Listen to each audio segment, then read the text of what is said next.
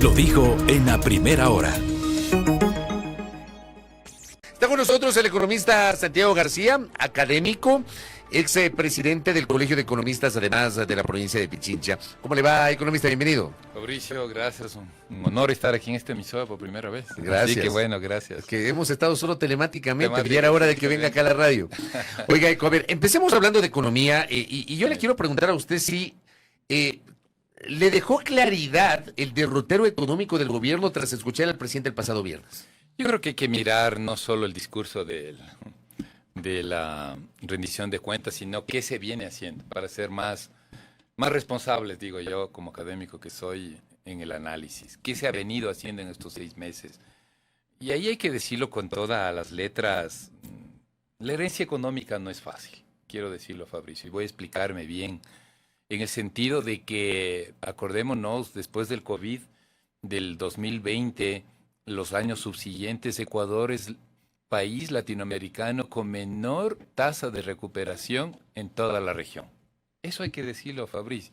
Luego tenemos un tema fiscal bastante golpeado, unas cuentas fiscales desordenadas que hemos venido por 100.000 razones también. Y luego lo que yo destaco de todo esto es una baja producción y una baja capacidad de generación de empleo. En los últimos 3 años, donde el ecuatoriano encuentra ocupación en el sector informal. Eso es. En ese contexto cabe la pregunta, bueno, no solo en el discurso, que fue muy escueto, la verdad que si me quedo con el discurso de la... No puedo sacar mayor cosa, sino prefiero hacer este análisis real de estos 6 meses. Número 1, fuerte énfasis en el tema fiscal. Se aprobaron, Fabricio, 2 leyes. La de diciembre, que era la de diciembre, que se llama exactamente, voy a decir el nombre, Eficiencia Económica y Generación de Empleo, y la de febrero, la otra ley para enfrentar la inseguridad y aumentar los ingresos fiscales. La del IVA es la segunda. Es la segunda. Entonces, aquí hay que ser objetivo en los análisis. O decimos cualquier cosa o nos vamos a los hechos. Los hechos. Énfasis en el tema fiscal que venía, como digo, desequilibrado, golpeado. Estas 2 leyes, pero ya hay antecedentes para la evaluación. Hicimos recién una medición de enero a abril, el incremento de la recaudación apenas creció un 1%. ¿A dónde quiero ir? Todo esto del tema fiscal pasa también por lo productivo, y si lo productivo no funciona, entonces recaudaremos menos, como acabo de decir. No es la tasa de crecimiento de la recaudación o el dinero que el gobierno estaba esperando recolectar. Eso es un llamado de atención, y eso creo que hay que evaluarlo en esos términos. Énfasis en el tema fiscal. Yo creo que un segundo punto que lo mencionó, porque si me quedo, ¿cuántas casas eran? 5.000 casas, 4.000 casas. El déficit habitacional es muy grande en este país, está cercano a los 800.000 unidades de déficit habitacional. No va por ahí. Entonces, ¿qué más podemos encontrar? Se mantienen los bonos sociales, Fabricio. 1.400.000 ecuatorianos reciben este mínimo, ¿cómo decirlo?, responsabilidad de cualquier sociedad organizada, que es a la gente de bajo vulnerabilidad, se entrega estos bonos que llevamos ya 30 años, que en estos 6 meses se ha mantenido. También lo mencionó el presidente, que se ha dado algunos créditos vía el bono de desarrollo humano. En fin, eso me parece que se mantiene. ¿Y dónde encuentro deuda, Fabricio? Es el tema productivo. ¿Dónde está la política productiva? No la encuentro, la verdad. Le doy vueltas y digo, ¿dónde está? Eso me pide una evaluación. ¿Dónde está esa política productiva? Por ejemplo, el crédito del sistema financiero está en descenso. Cada vez a los ciudadanos estamos con iliquidez en los bolsillos y cada vez se nos resulta difícil acceder al crédito. ¿Pero es porque los bancos no prestan o porque los clientes no tienen capacidad para acceder? O ambas cosas. Porque hoy estamos viendo, y eso se va a requerir medidas de política económica, tasas pasivas del 10%, Fabricio, que nos están entregando por el ahorro, para los que podemos ahorrar. Eso encarece, en cambio, el costo del crédito. Y entonces viene esto. O sea, esa tasa pasiva es alta. Es alta, 10%, que están dando algunos bancos, algunas cooperativas, porque es el costo de fondeo. Es como si yo compro pan. Voy a poner un ejemplo bien doméstico, a 40 centavos en mi tienda. 40, me va a entender la gente así. 40 centavos del pan. Y lo vendo a 60 centavos. Si el pan me entregan a 50 centavos, Entonces ya no podré vender al consumidor a 60, sino subiré. Si la tasa pasiva es 10%, entonces no esperemos tasas activas de crédito bajas. Entonces, eso, ¿por qué? Bueno, pero ¿por qué menciono eso? Porque una tasa alta desincentiva, no me permite llegar con el crédito a quien lo necesita. ¿Y quién lo necesita? La base productiva, la pyme, la mediana empresa, la economía campesina, la economía social y solidaria. Yo lo veo así.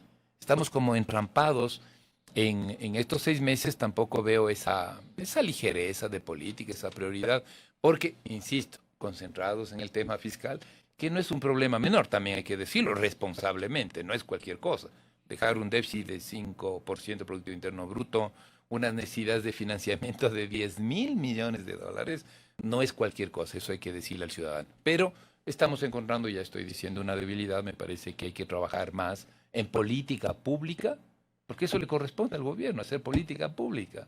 En este caso, política económica vinculado a la producción, y ahí sí soy crítico en el sentido de que vamos como a paso lento, porque hay que hacer muchas cosas para que exista esa reactivación. Ahora, que todos necesitamos. En el informe el presidente no dijo nada, pero el día de hoy el ministro de Economía y Finanzas va a comparecer ante el Pleno de la Asamblea Nacional, que le ha pedido explicaciones sobre el anuncio de un nuevo acuerdo con el Fondo Monetario Internacional. Todavía no sabemos los términos, no sabemos las condiciones. Se nos ha dicho que, bueno, entiendo que el directorio debe aprobar lo que es el paso final, pero se ha señalado que Ecuador va a acceder a una línea de crédito de 4.000 millones de dólares. El fondo no es que le entrega los 4.000 en Así ese es, momento, le da una parte y luego le divide en 3 pagos, por decirle algo. En 4 años que va el crédito. Exacto, con so pena del cumplimiento de determinadas condiciones. Le pregunto si se necesitaba el acuerdo con el fondo. Muy buena pregunta. Yo respondo que sí. No, aquí hay varias cosas que hay que explicar, técnicas. En el nivel de endeudamiento que tenemos, por los atrasos que teníamos, como digo, a los organismos locales, a los diferentes pymes, empresas que le entregan bienes, servicios, son más de 2.000 millones de dólares. La necesidad de financiamiento calculada para el 2024 llega, Fabricio, ya dije, a los 10.000 millones. Yo pregunto, en esas condiciones, en dónde podemos conseguir aliviar esa necesidad de financiamiento? Por eso, en esa lógica, me parece que más temprano que tarde íbamos a caer con la FMI. Porque otras alternativas, ¿cuál sería el plan B? Porque ahí sí ya me meto un poco en la política. ¿Cuál podría haber sido el plan B? ¿Créditos bilaterales de China? ¿Créditos bilaterales? ¿De quién podría estar en capacidad? Y tercera posibilidad de financiamiento, emisión de bonos. Pero emisión de bonos con un riesgo país del 20% es una locura. Entonces no creo que haya un mecanismo. Ahora, la pregunta del millón, ahí sí necesitamos claridad de parte de las autoridades. ¿Cuáles son las condiciones? No es gratis, distinguidos ciudadanos que nos escuchan y nos ven, no es gratis esto. Nos va a condicionar mucha política económica y nosotros los economistas ya sabemos de qué pata cojea el FMI. ¿Y en qué cojea? Combustibles, restringir un poco el gasto público. Reducción del aparato del Estado. Reducir el aparato del Estado, bajar el nivel de inversión pública, eso ya lo sabemos. Ahora, también siendo sinceramente y muy responsable en el análisis, ¿sí? La reducción del gasto e inversión pública, vamos, desde el 2015 en adelante. O sea, con FMI y sin FMI ya hemos venido restringiendo. Yo creo que hay que mirar y de la crisis buscar oportunidades. En cambio, por el otro lado, hemos visto que ha bajado el riesgo país, en parte también por ese anuncio de firma con el fondo. Porque los acreedores del Ecuador, que son múltiples, y estamos llegando a una deuda PIB más allá cercana al 70%. Entonces dicen, bueno, si usted firmó con el FMI, bueno, veamos cómo más le puedo prestar más dinero. Es así funciona, no es del mundo que nos gustaría que fuese. Es un mundo descarnado, es un mundo en donde las cosas son como son, duras, para un país como este. Dice, muy bien, si tú tienes esto, veamos de qué manera podemos entregarte otros recursos del Banco Mundial, la CAF. La CAF, este banco nuestro, latinoamericano, le dio un crédito de anticipo de 600 millones de dólares, puente que se llama. Una vez que recibas el crédito del FMI, me devuelves. Entonces, Yo lo que quiero es ser objetivo. Ahí hay objetividad económica. El tema fiscal es una montaña que está ahí atravesada sobre nuestros hombros, sobre el pueblo ecuatoriano. Y aquí empieza la política a funcionar. Y el gobierno, como digo, su énfasis hoy por hoy es el tema fiscal. No le quito en parte razón, pero insisto, lo productivo ha quedado a segundo plano. Y esto tendremos que ver hasta dónde llegan esos compromisos y ver qué política económica alternativa se puede implementar como país soberano, ¿sí?, en el marco de esos compromisos que va a asumir. Yo vi un informe, rápidamente comento porque esto es técnico, un último informe de evaluación del último crédito del Ecuador. Ahí no hay, ya no es cuento ahí.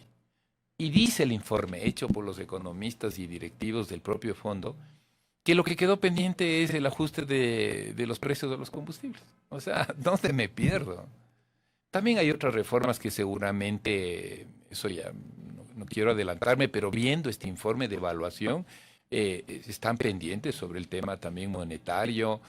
Ya se trabajó, en el 2020 salió la ley en donde se garantiza la independencia del Banco Central. O sea, el país ya ha caminado muchas cosas. Tampoco nos pongamos ahí como que esto es la tragedia de las tragedias, sino objetivamente qué implica esas, como digo, esos compromisos y hasta dónde van a ir. Y lo que se viene, porque el gobierno ha anunciado, todavía no sabemos cómo lo va a hacer, pero ha anunciado el tema de los combustibles. Inicialmente se hablaba de una focalización, luego se habla de un gradualismo, de una liberalización. No sé cómo lo van a hacer. Yo no sé si usted tiene claridad sobre cómo lo van a hacer. No, en absoluto. Lo único que... Pero lo van a hacer. Que lo van a hacer y los datos que hemos podido sacar, los subsidios previstos para este 2024 son 3.400 millones de dólares, de los cuales 600 millones subsidio, dinero del pueblo ecuatoriano que subsidia el consumo de combustible de gasolinas de bajo octanaje, ¿sí? Porque la mitad es diésel y la otra tercera parte es el gas doméstico. Si se topa el subsidio a los combustibles, significa que hay que focalizar 600 millones. La noticia que se dio completa es que se bajarán 300 millones de... Si se subsidia 600, bajamos a 300. O sea, 300 decimos, bueno, eso es gracias por parte del Estado que subsidia el consumo de quienes usamos gasolina de bajo octanaje. Entonces, ¿cómo hacer esos 300? ¿Cómo reducir y focalizar? No lo sabemos. Puede ser por cilindraje de auto, puede ser por el valor de la matrícula del auto, no lo sabemos. Se formó la comisión interministerial, pero ahí este gobierno falla en algo. Y los diferentes gobiernos, porque no solo este. No se busca un consenso, no se busca un diálogo que nos permita intervenir en el proceso y por último asumir la responsabilidad. ¿Quién va a pagar el subsidio? Pregunto, ciudadanos. ¿Quién? Nosotros.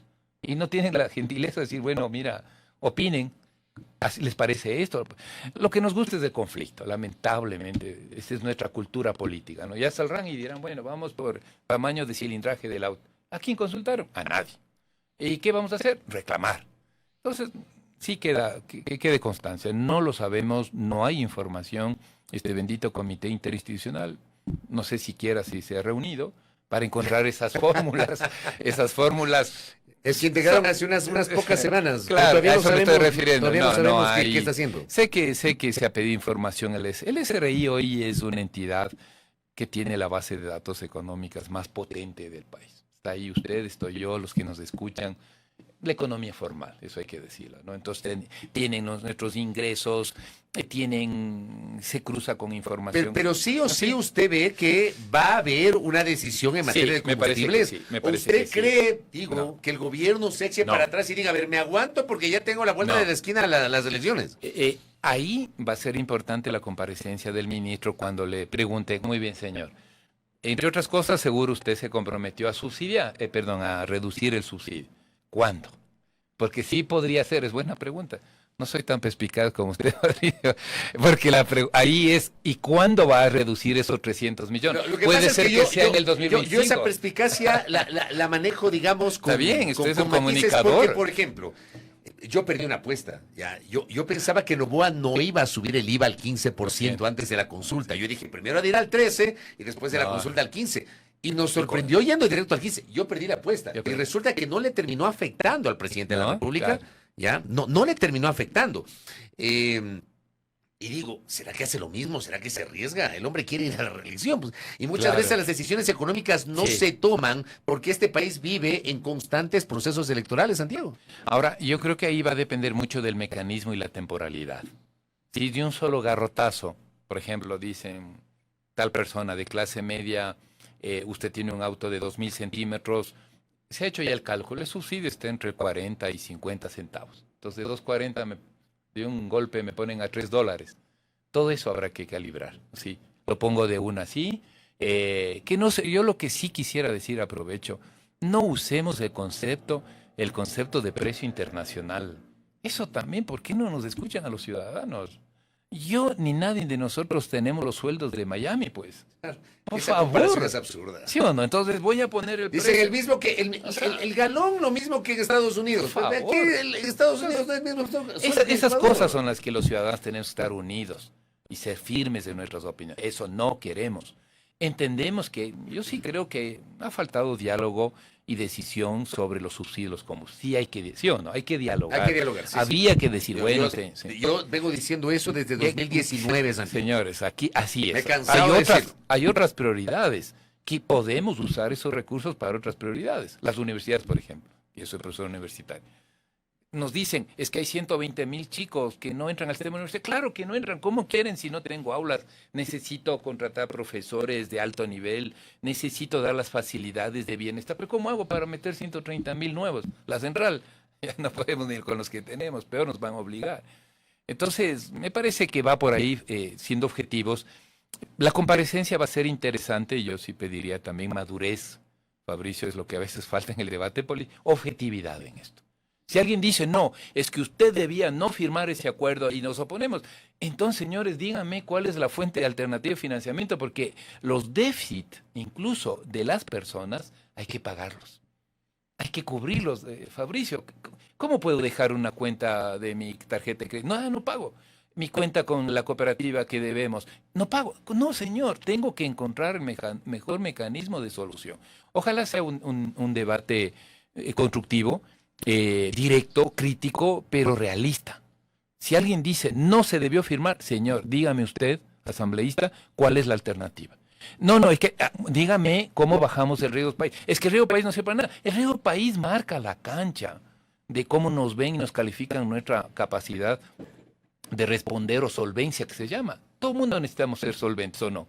Pero hasta en la tienda me dice, a ver, señor vecino, ¿qué tan solvente es para, sí? Por último, prestando el pan y la leche. Veamos, en fin, yo creo, ojalá seamos responsables en ese debate y estaremos atentos. veamos cómo a le eso. va al ministro el día de hoy. Santiago, gracias por el tiempo. Gracias, La gentileza. Fabricio, por invitarme. Santiago García, hablando de economía, expresidente del Colegio de Economistas de Pichincha y también académico, su análisis sobre el comportamiento económico, 822.